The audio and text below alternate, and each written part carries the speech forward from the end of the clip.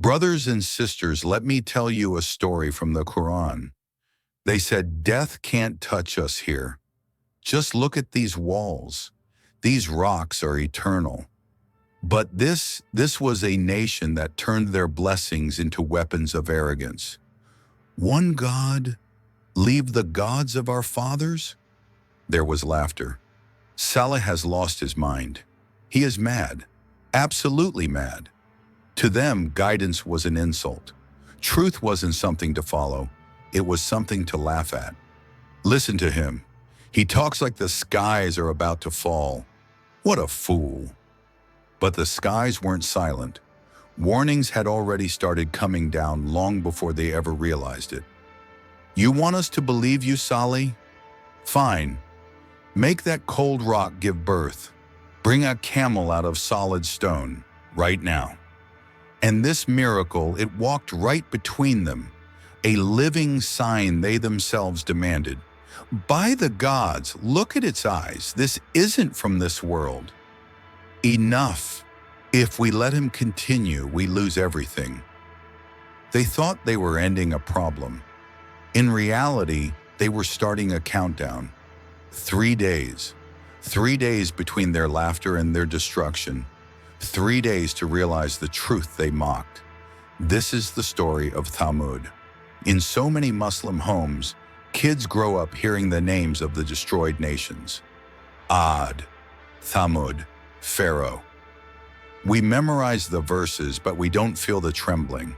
It becomes a history lesson, not a warning.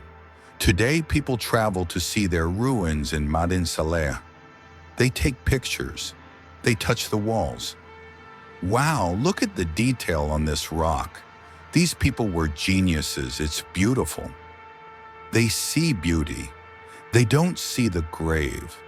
They don't realize the Prophet, peace be upon him, forbade us from even entering these places.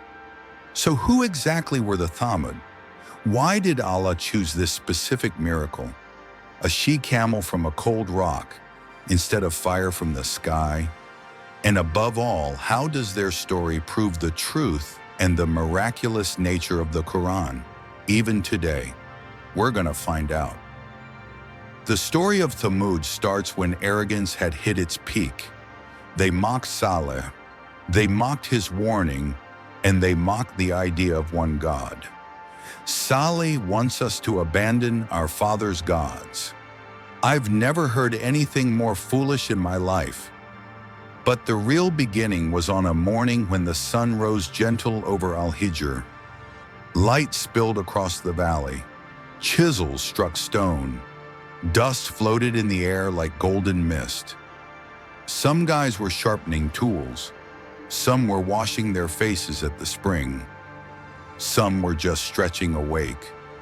The sun's already up and you're still snoring? You gonna sleep all day? Get up. Merchants were arranging dates in baskets. Mothers were sweeping their courtyards. Kids were chasing each other between half-carved pillars. Who's that standing up there? Is that Saleh? It was a man they admired, a man they trusted, a man they believed would one day lead them. He stood on a high rock where leaders made announcements. He took a deep breath, and his voice echoed. Oh, my people! This wasn't some traitor calling out. This was a warning that would split their valley in two. People stopped. The chisels stopped. They looked up. What's he saying? Why does he sound so worried? And then, in front of everyone, Saleh said, My people, before I speak, answer me this. Haven't I grown up among you? Wasn't I the one you trusted? The one you had high hopes for? Yeah, you are, Saleh. You're the wise one. We thought you'd be our leader. Just like the people of Mecca called the Prophet Al-Amin, the trustworthy, the people of Thamud saw Saleh as their hope. Saleh paused. He had their attention, he had their confirmation, and then he dropped the truth. Then I warn you, worship Allah alone. You have no God other than Him. He's the one who shaped you from this earth and settled you in it. The moment those words left his mouth, the air in the valley changed. A screaming silence fell. They looked at each other in shock. What is he saying? Is he telling us to leave the gods of our fathers? Is he crazy? Then the silence broke, not with belief, but with anger. A leader stood up, his face red with disappointment. Is this why you gathered us? To insult our gods?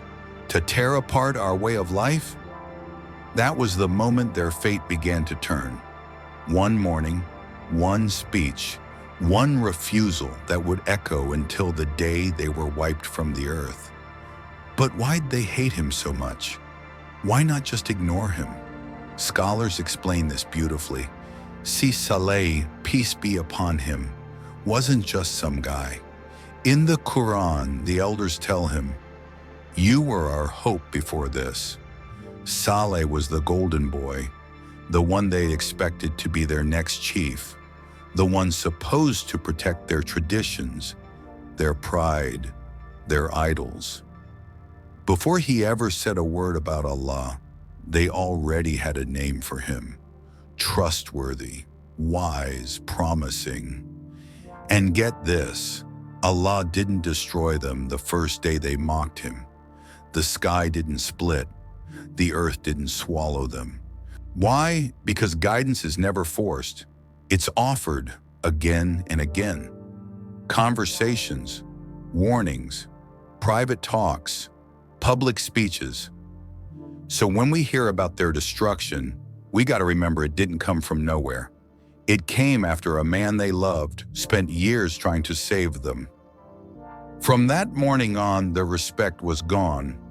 Saleh would walk to the marketplace to preach, and the insults hit him before he even opened his mouth. Make way for the messenger. Make way for the man who thinks he's better than our fathers. He'd try to speak to the poor, to give them hope, and the elite would cut him off. Oh, Saleh, you tell us to fear the unseen. Look at my palace. Look at my gold. Does it look like your God is angry with me? Everywhere Saleh walked, voices followed him, some mocking, some laughing, some just afraid to stand near him. Don't look in his eyes, he's possessed, bewitched. The jinn have taken his mind. The insults turned to stones. The 9 most corrupt men in the city, the gang leaders of Thamud, started a campaign to break him. If you're truthful, bring the punishment. Why wait? Bring it now. Imagine that pain. These were his own people, his family, his tribe. People who once celebrated him now treated him like an outcast. Oh, my people, I don't ask you for wealth or power. My reward is only from the Lord of the worlds. But asking a blind man to see only makes him angry. They didn't want logic. They wanted a show. Don't listen to him.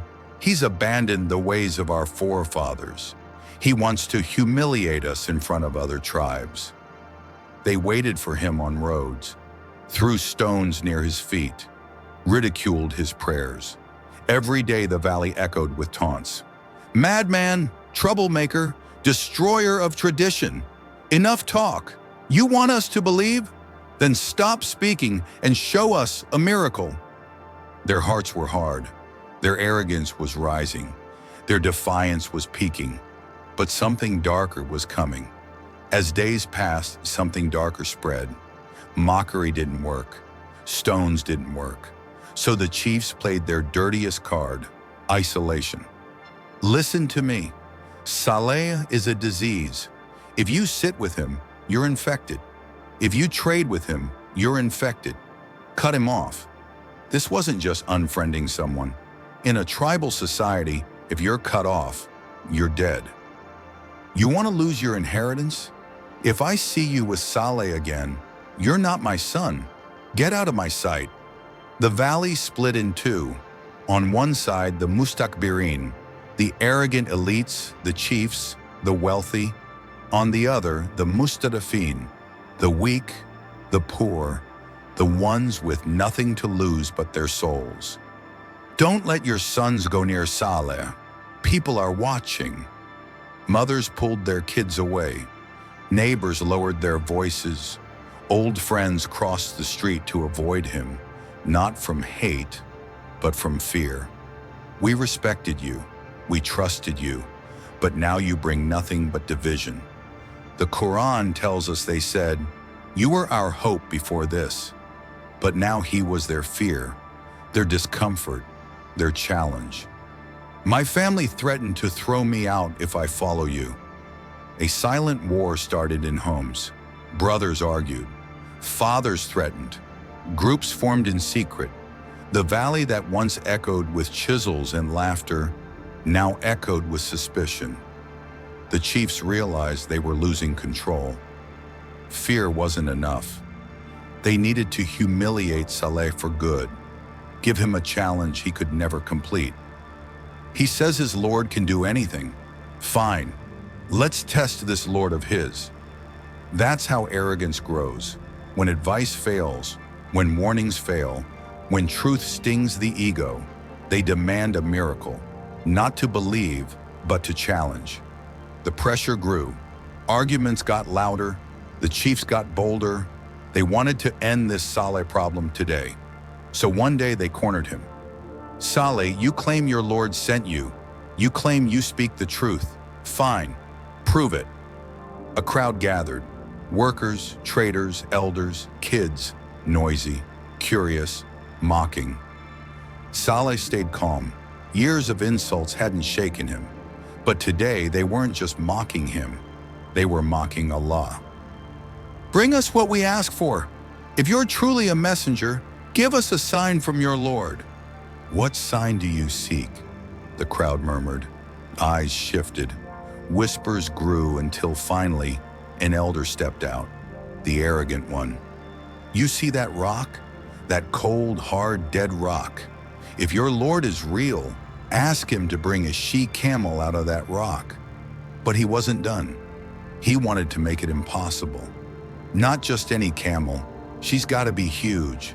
She's got to be red. And she's got to be 10 months pregnant.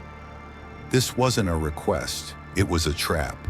A miracle that defied nature, logic, reality. "If you can do this, we'll believe in you." You could hear the laugh behind the words, but even a kid could see the lie in their eyes. Challenge, not sincerity. They wanted defeat, not guidance. "Bring your camel. Open the rock. Show us your sign." Saleh looked at the rock, at his people, then at the sky. He knew something they didn't. He knew that when Allah responds to arrogance, he leaves no excuses. If Allah gives you the sign you ask for, will you believe? Will you obey? "Yes, we'll believe. We'll follow," they promised with their tongues, sure it wouldn't happen. They had no idea their request would seal their fate. The valley went still. Even the wind paused, like creation itself was waiting.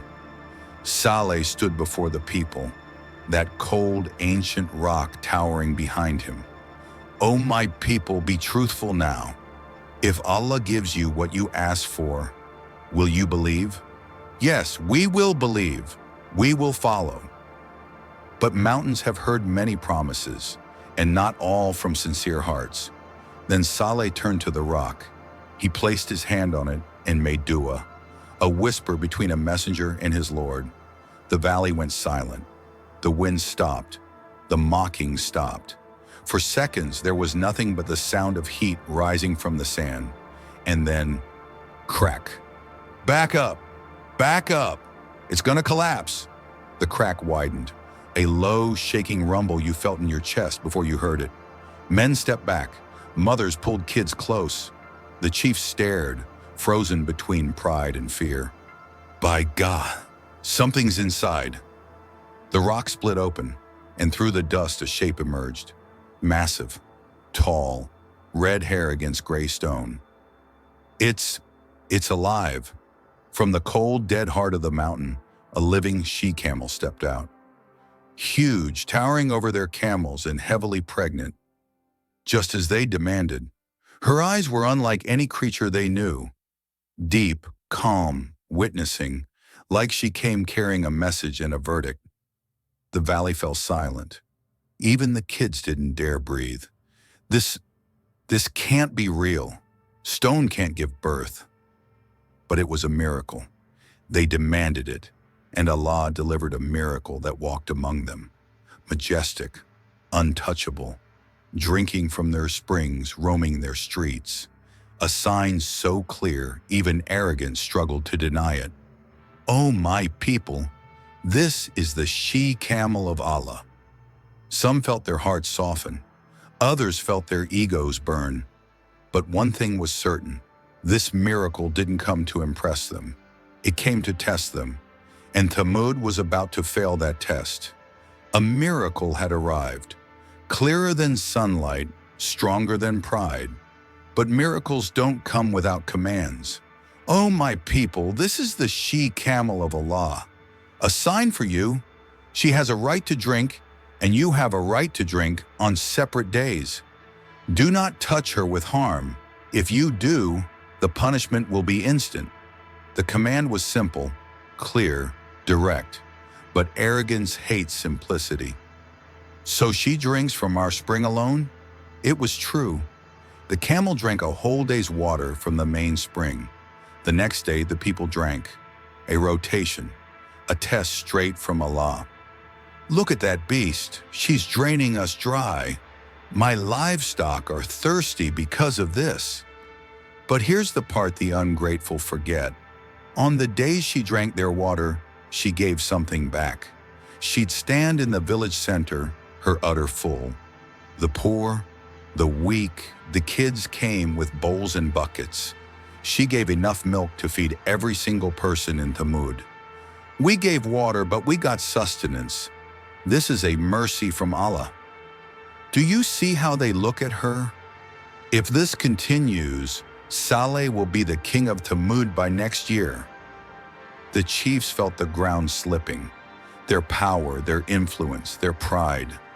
A camel was undoing decades of authority. I don't know why, but when I see her, I feel fear. I feel peace, like she came with a warning. The valley divided. Some hearts opened, others hardened like stone. And soon a plan was whispered. A plan born from jealousy, fueled by fear, destined to doom them all. The miracle should have softened hearts, but for some, it only hardened the stone inside. The plan was set. 9 men gathered in moonlight, drunk on arrogance. They needed a leader, a man with a heart of stone. His name was Qudr bin Salih. The prophet, peace be upon him, described him as the most wretched of the ancients. He volunteered to take the first strike. "Hold her down. I'll finish the myth." The majestic beast, the sign of Allah, collapsed to her knees in the dust. She tried to stand, but her legs were gone. As she fell, her eyes looked for one thing only, her baby. The calf, terrified, ran toward the mountain. It screamed 3 times. 1, 2, 3. Her cry echoed through Al-Hijr like a warning, a sound the valley never heard before and would never hear again. Scholars say those 3 screams were the 3 days they had left. Where are the angels? Where's the lightning? Look, she's just meat and bone. They butchered the meat and distributed it, celebrating their victory, the ultimate defiance. It's done. Now let's see what Saleh can do. And Saleh, the man who spent years trying to save them, walked to the fallen camel with eyes full of pain. "You have harmed Allah's sign and brought destruction upon yourselves." The valley didn't understand yet. They laughed at him. 3 days. They thought it was an empty threat. By morning, news spread. The camel was dead, and with it, their last excuse. Any normal person would fall to their knees and beg. But Thamud wasn't normal. They were proud. The first day at noon, whispers filled the streets. Faces changed to a sickly yellow, like fear took physical form. Look at me. Why does my skin look like this? It's nothing, just the heat. Nerves. The second morning, yellow turned to red. Faces looked soaked in blood. Panic turned to madness. Don't fear. Saleh is lying. Nothing will happen. Then why is your face red like ours? Silence. And here's the most insane part. Instead of repenting, the 9 leaders got angry. They gathered one last time. If we're gonna die, Saleh is coming with us tonight. We kill him and his family. Imagine the arrogance. Their faces burning red with Allah's punishment, and they're planning a murder. They marched towards Saleh's home in the dark, but Allah's plan is faster. Before they could reach him, a shower of rocks fell from the sky and crushed the 9 assassins instantly. The leaders were first to go. The final morning arrived. Their faces turned black like smoke before a fire. Children cried, women wailed, men stood frozen, waiting for something they couldn't see but could feel. The 3 days are over. The sun is setting. That night, no one slept.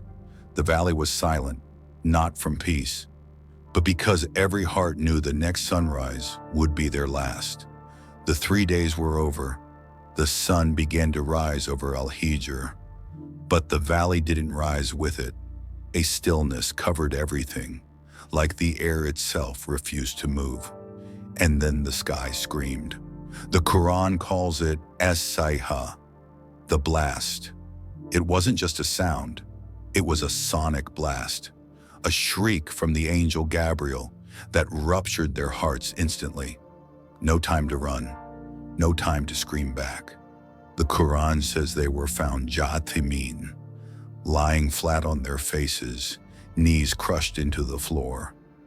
The arrogance was literally flattened. The people who carved mountains were now just dust inside them. Saleh and the few believers were saved, walking away from the ruins. But before he left, Saleh turned back one last time.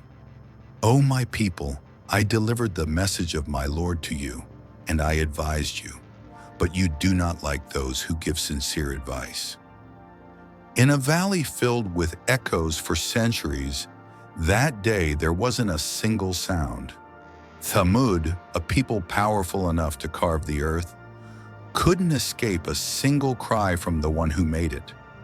Thamud wasn't destroyed because they were stupid. They were geniuses. They were destroyed because they thought they were safe. They thought their money, their stone walls, their status would protect them from God. Today we don't carve mountains, but we carve other things: careers, status, egos. And just like Thamud, we think, I'm secure. Nothing can touch me. The scariest part of this story isn't the scream, it's the reaction to advice. When Saleh gave them advice, they didn't say, "You're wrong." They said, "Who are you to tell us?" Ask yourself, when a parent, a friend, a scholar corrects you, what's your first reaction? Is it thank you, or is it who do you think you are? If your heart hates advice, be careful. That's the seed of Thamud growing inside you. They rejected a camel. We scroll past the reminders sent to us every day. We see the signs, but we don't stop. The test is the same. Only the scenery has changed. Don't be a nation that builds strong houses, but has weak hearts. I hope you understood the message. I hope this story shook your heart like it shook mine. Before you go, I've got a small request, a genuine appeal. If you want us to complete every story in a way people can truly understand, consider joining our Patreon community. Supporting the channel lets me hire editors and researchers so we can produce better content faster. Or at the very least, just subscribe. Just leave a like. Just share this story with someone who might need it. Honestly, what you give might be less than a cup of coffee, but the reward, inshallah, will be heavy on your scale. Keep the Deen Story TV team in your prayers. Keep this ummah in your prayers. May Allah protect us from arrogance and rebellion and keep our hearts sincere always. Wa barakallahu fikum.